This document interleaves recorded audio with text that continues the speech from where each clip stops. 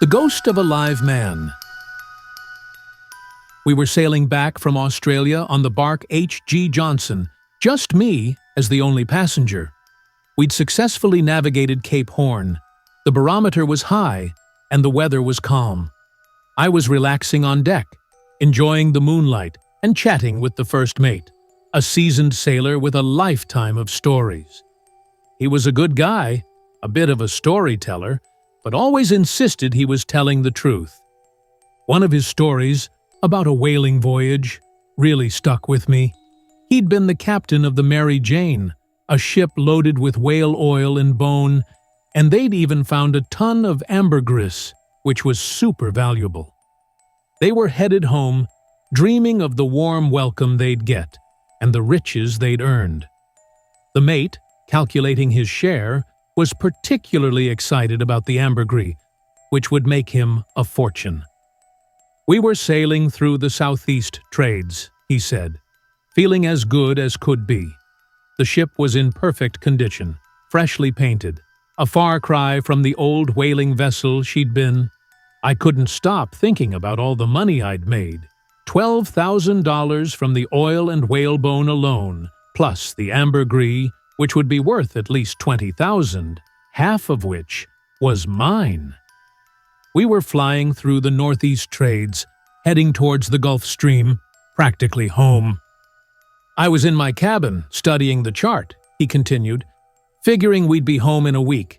It was my routine: work out the position at 4, have supper, check the chart, smoke a pipe, maybe a little grog before bed. I was a smoker, I admit, and had indulged a bit that day, along with a couple of nips. We had a dog named Bosun who'd been with us the whole voyage. He was fearless, loved by everyone. If he got scared, something was really wrong. Well, that night, I heard the most mournful howl from Bosun, and I asked the mate what was up.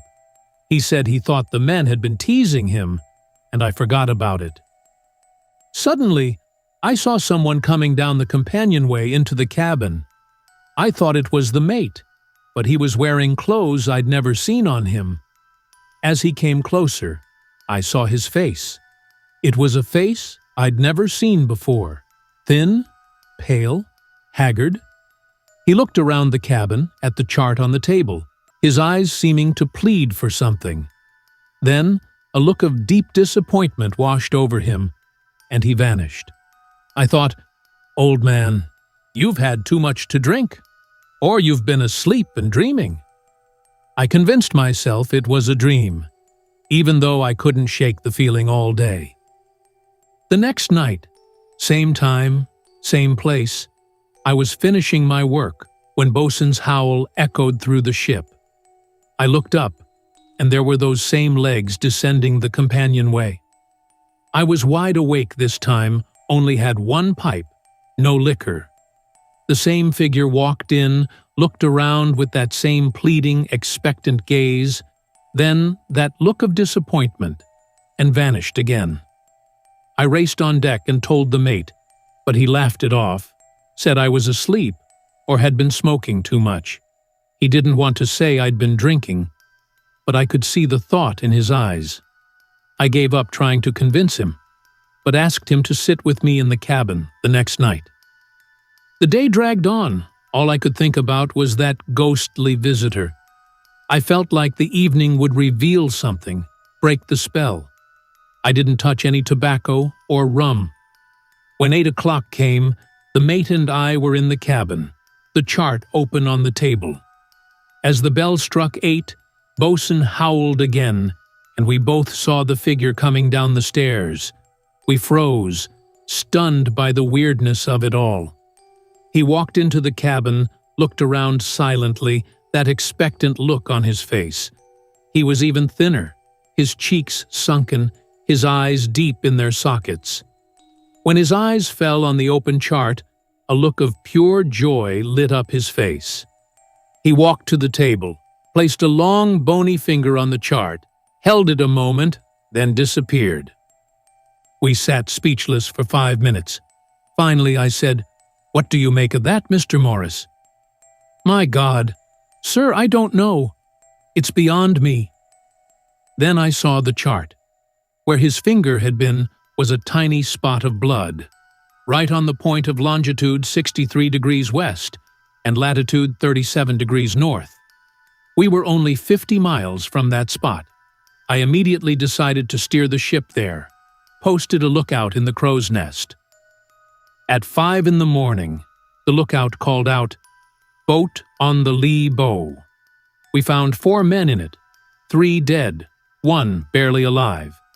We buried the dead and focused on the surviving man. It was the very same man who had visited me in the cabin. He was the captain of the ship Promise, which had caught fire and been destroyed. They'd all had to take to the boats. 10 of them had been in the boat initially, but their food ran out, and he watched them die one by one, throwing the bodies overboard. He had lost consciousness and didn't know if the other 3 were still alive.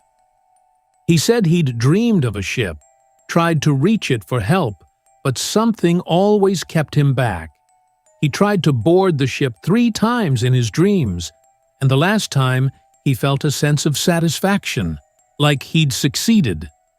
He turned to my table and said, "Let me take your chart. I'll show you where we were." "Stop," I said. "That chart is old, marked up. Mark your position on this new one." He took my pencil and knife, sharpened the pencil, and using my dividers, measured his latitude and longitude, marking a dot on the clean chart. As he lifted his hand, he said, "Oh, excuse me, Captain." I cut my finger, sharpening the pencil, and left a drop of blood on the chart. "Never mind," I said. "Leave it there." I pulled out the old chart. There, in exactly the same spot, was the drop of blood left by my ghostly visitor.